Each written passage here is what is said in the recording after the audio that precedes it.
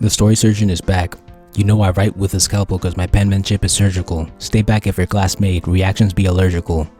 In this video, I wanted to go back and make a compilation of my greatest concluding paragraphs, which is where I state my thesis and summarize my supporting arguments.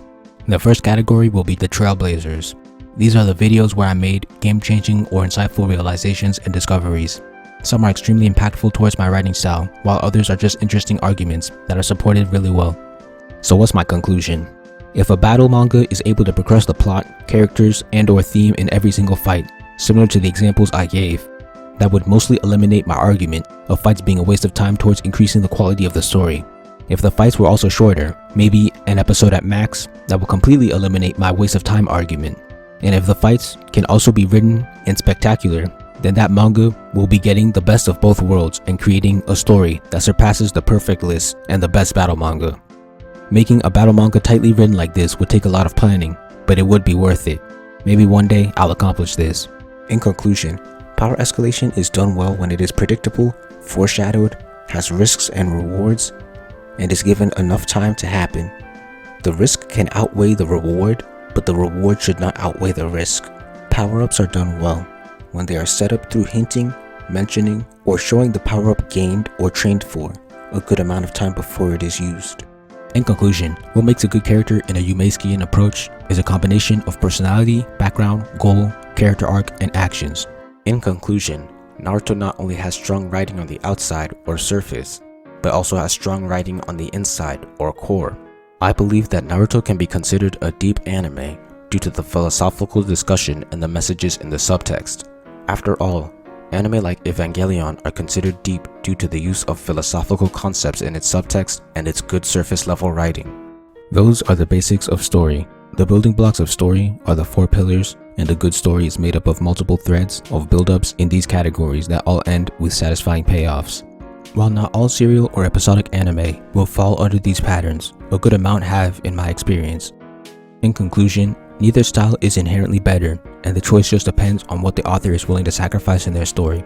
In conclusion, determining which character would win in a fight is impossible, but determining who is more likely to win and what are those chances is possible and much more effective, but it will probably never be completely accurate. These are my 2 primary solutions with making as minimal changes as possible.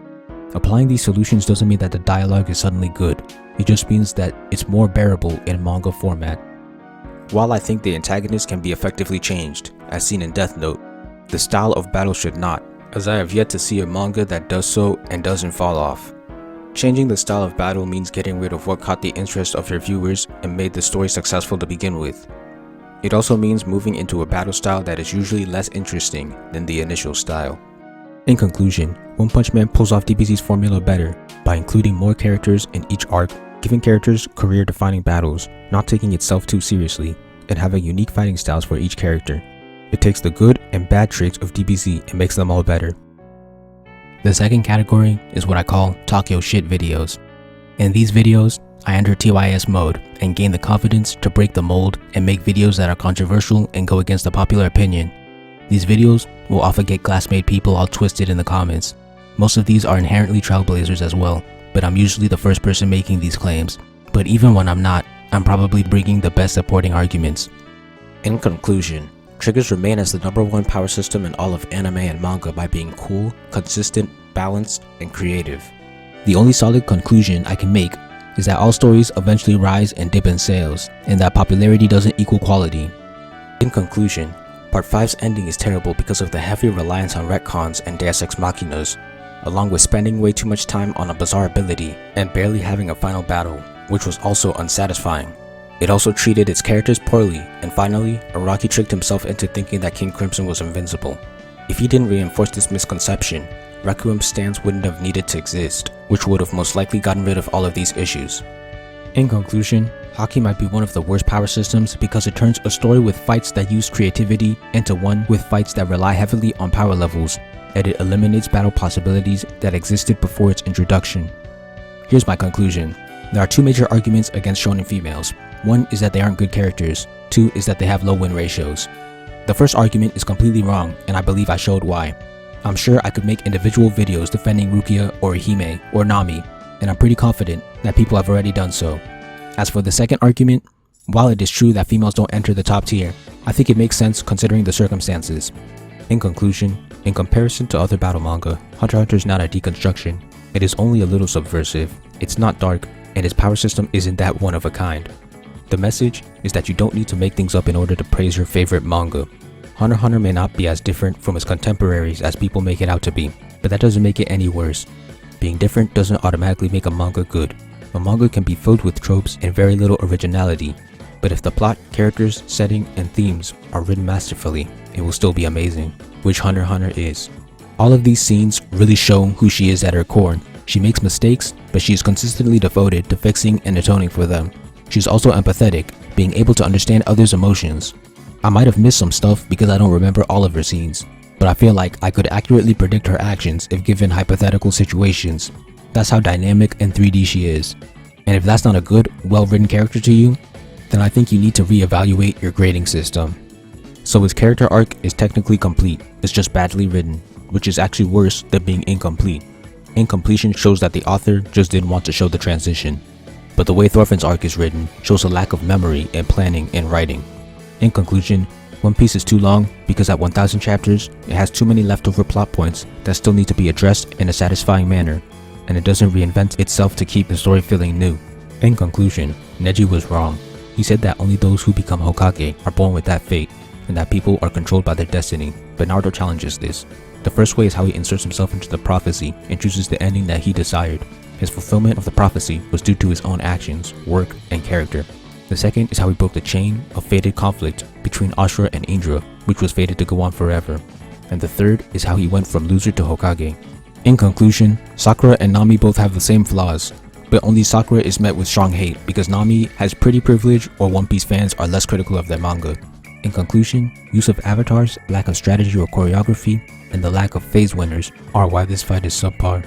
In conclusion, the problems with the one-shot were Minoru's reliance on Ryuk, his unimpressive display of intelligence, a lack of an active rival with battles, and unfair way he was killed off. The third section is short and is for my response videos. I don't have many, but I feel like they were powerful and well-argued videos. I'm not going to go through the whole video, but I believe I've pointed out the hypocrisies and bad arguments that he used to make these videos. My problem isn't that he has a different opinion than me, it's the logic he used to get there. Rock Lee is stated to have the talent of opening gates. Kakashi, the so-called genius, a legendary ninja, can only open one and even says that pure hard work can't open gates. As you can see, this video was lazily researched and poorly argued. The fourth and last section is my comedic conclusions. These are the best from my satire videos. In conclusion, Berserk is peak fiction. In conclusion, Vagabond is sublime because it's a seinen, the best genre. It's philosophical, ideological, allegorical, figurative, esoteric, theoretical, and analytical depth, profundity, and deepness are top tier, and the art is life-takingly good due to its photorealisticness. As you can see, Naruto has shamelessly copied off multiple stories, making it a certified classic. Lesser artists borrow, greater artists steal. Pablo Picasso. The staff could have just followed the manga and given us a narration, but instead, they blessed us with an embarrassing slideshow, and for that, I'm grateful, and you should be too. Out of the 11 rounds, Sasuke won 6, which is the majority. This means that Sasuke is stronger than Naruto. In conclusion, Uraraka Ochako will bear the brunt of the boys' Baltimore smash on her box, or maybe he'll just have a harem. In conclusion, you can't say you have good tastes if you like Hunter x Hunter. In conclusion, Sasuke was not the hero the ninja world deserved, he was the hero they needed. In conclusion, Akira is brilliant because it's deep, has unrepeatable levels of animation, had an enormous cultural impact, and even predicted the future. Since I have so many elite theses, I'm adding Sir Thesis to my list of nicknames. So far I have King Yume, Dr. Yume, Subversion King, King of Deconstruction, and the Story Surgeon. The list will only get longer, and so will my list of accomplishments.